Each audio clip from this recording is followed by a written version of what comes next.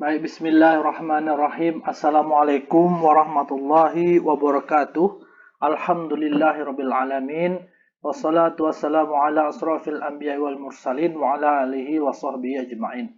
Allahumma sholli ala Muhammad wa ala ali Muhammad. Baiklah para mahasiswa sekalian, kita mulai lagi kuliah kita setelah UTS yang dilakukan minggu yang lalu. Kita masuk ke pembahasan masih pada pembahasan perkuliahan tentang sistem komunikasi nirkabel, tapi kita masuk kepada subtopik atau tema baru, yaitu komunikasi satelit. Jadi kita sudah menyelesaikan pembahasan kita tentang sistem komunikasi seluler. Nah, sekarang kita masuk ke pembahasan topik yang cukup tren dalam sistem komunikasi nirkabel setelah sistem komunikasi seluler, yaitu adalah sistem komunikasi satelit. Satellite communications. Apakah itu satelit? Satelit adalah sebuah kendaraan angkasa yang diluncurkan oleh manusia dan dia mengorbit bumi, artinya dia mengelilingi bumi, or revolves around another object in space, atau sesuatu yang mengelilingi objek di ruang angkasa. Itulah satelit ya, makna satelit. Nah, sementara satelit itu banyak, bisa bulan itu satelit bumi dan sebagainya. Tapi ada istilah lagi adalah communication satellite atau satelit komunikasi.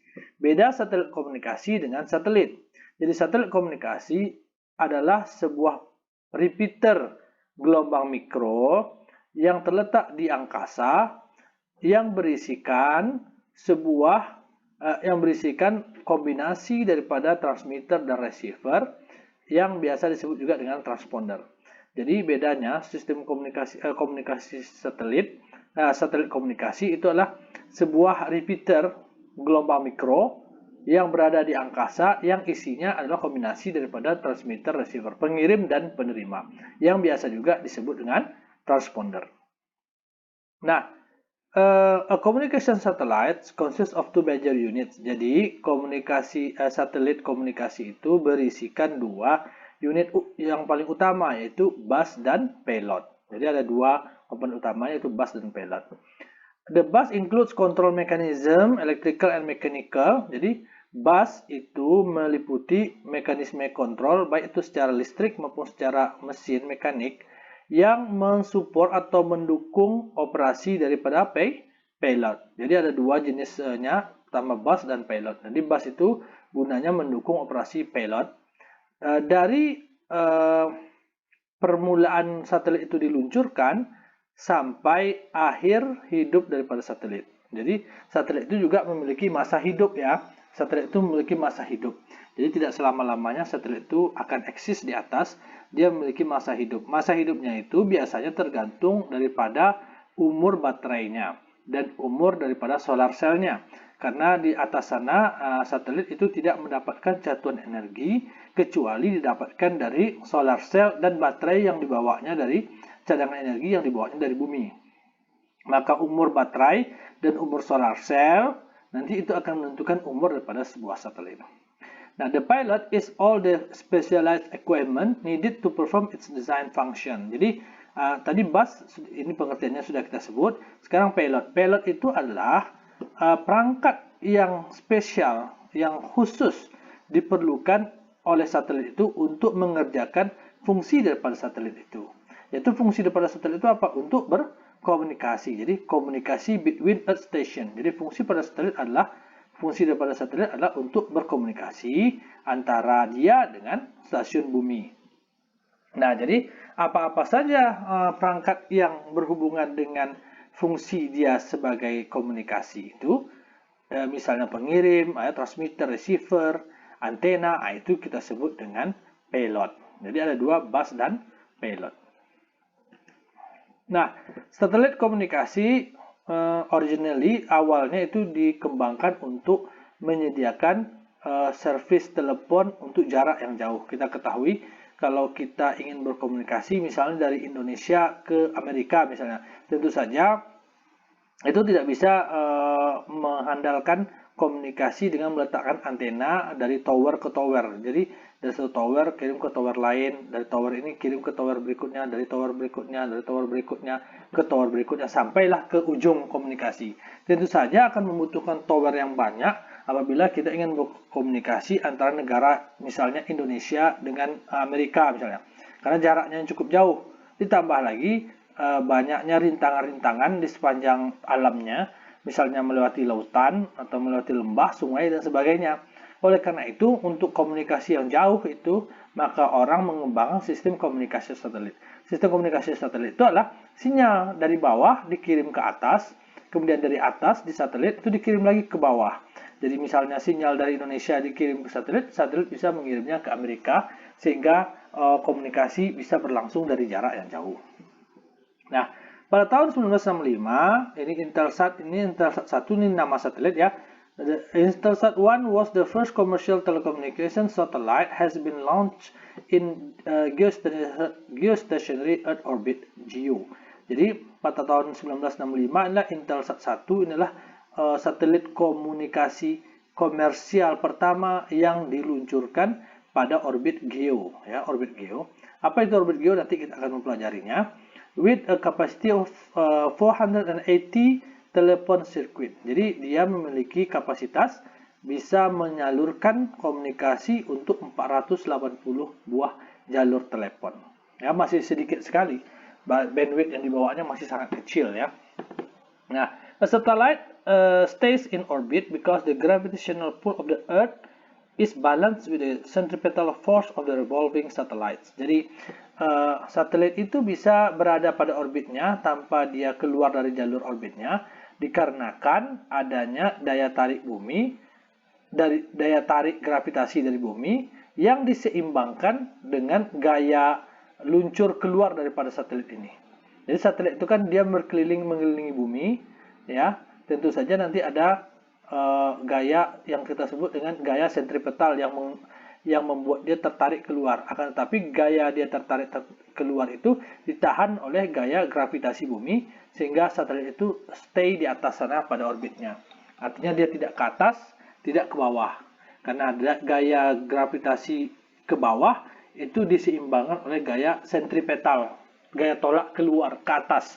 Sehingga kenapa ada gaya tolak ke atas? Karena satelit itu mengelilingi bumi. Kalau dia mengelilingi bumi, mengelilingi suatu lintasan berbentuk lingkaran, tentu dia akan mengalami gaya tolak keluar. Nah, dalam hal ini dia akan mengalami gaya tolak ke atas. Dan itu diseimbangkan dengan gaya tarik bumi. Sehingga satelit itu tidak keluar dari jalurnya, tetap berada di atas.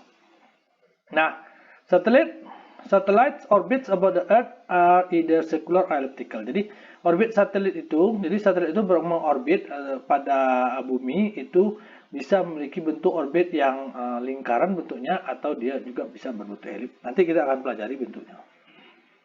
Nah, ini adalah tahapan-tahapan yang penting dari perkembangan sistem komunikasi satelit. Saya rasa bisa kalian baca saja. Ini sebagai suatu pengetahuan 1960 first passive communication satellite launch into space. Jadi satelit komunikasi pasif pertama diluncurkan ke angkasa, namanya dia large balloon, jadi besar sekali. Namanya Echo 1 dan 2. Tahun 1962 satelit komunikasi bukan milik pemerintah diluncurkan, namanya Telstar di orbitnya MEO. Tahun 1963 satelit pertama diluncurkan ke orbit geostationary, namanya satelitnya Syncom ya, tapi gagal. Tahun 1964 dibentuklah suatu organisasi yang mengatur seluruh urusan tentang satelit yang disebut dengan Intelsat, kepanjangan dari International Telecom Satellite Organization. Nah, 1965 satelit komunikasi pertama diluncurkan ke orbit GEO untuk penggunaan komersil yang disebut dengan Early Bird, namanya Early Bird. Kemudian diubah namanya menjadi Intelsat 1. Nah, ini Echo 1 tadi yang kita sebutkan tadi, dia adalah besar sekali, berbentuk bola, balon yang besar sekali. Kita lihat di sini, ini satelitnya, ini manusia. Lihat, manusia kecil sekali, sementara satelitnya sangat besar ya. Nah, membedakan dengan satelit yang sekarang yang cuma mungkin besarnya seukuran meja belajar saja. Nah, sementara ini ukurannya mungkin bisa satu lapangan bola ini ukurannya. Ya, Echo 1 oleh NASA. Ini juga Telstar, kita bisa lihat di sini Telstar ini dia diliputi permukaannya ini dengan solar cell nih, solar cell.